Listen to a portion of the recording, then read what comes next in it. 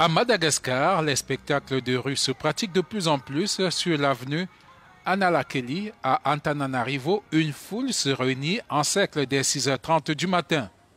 Les uns sont juste venus en curieux, d'autres sont des habitués des tours du magicien Jean-Roland Rakotomandimbi. C'est héréditaire, dit-il, mon grand-père était éleveur de serpents. Avant, il me terrifiait, mais maintenant, ce sont mes compagnons. Orphelin à 10 ans, j'ai dû quitter l'école en 7e pour me prendre en charge. J'ai travaillé quelques années comme chauffeur pour un particulier, mais je n'aimais pas la façon dont il me traitait. J'ai tout quitté du jour au lendemain après un drôle de rêve où je me voyais faire plein de tours de magie comme ça, au feeling.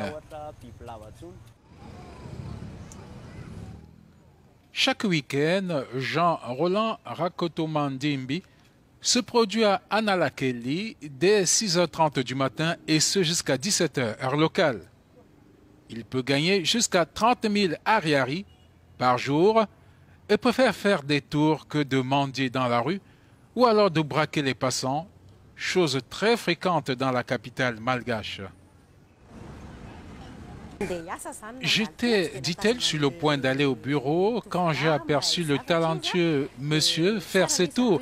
C'est naturel, c'est pourquoi je me suis arrêté, étant donné qu'il n'y a presque pas de loisirs pour les malgaches. Je trouve qu'il faut soutenir ces genres de performeurs de rue. C'est tout simplement hallucinant, voyez-vous. J'en ai la chair de poule. Je n'arrive pas à croire qu'un être humain arrive à défier à ce point les lois de la nature. Je n'arrive pas à croire mes yeux, ça me donne des cauchemars. Les serpents, il les prend dans les champs, les lave et les dresse. Celui qui avait tant eu peur des serpents en a fait un gagne-pain. Quand il ne fait pas des tours dans la rue, il passe la journée à s'entraîner avec ses reptiles chez lui. Il les appelle ses compagnons de scène. Parmi ses tours phares, il insère 3 serpents d'un coup dans le nez pour les faire ressortir par la bouche, sans aucun trucage. Je peux me considérer comme un professionnel à Madagascar puisque mes tours sont tous basés sur du réel. Pas besoin de gris-gris pour impressionner les gens. Je ne m'arrête pas à ces tours. Je suis toujours à chercher jusqu'où mon corps peut supporter.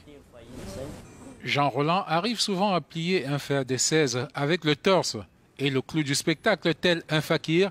Il n'hésite pas à dormir sur un lit de clous. Son vœu le plus cher est de se faire connaître à l'international.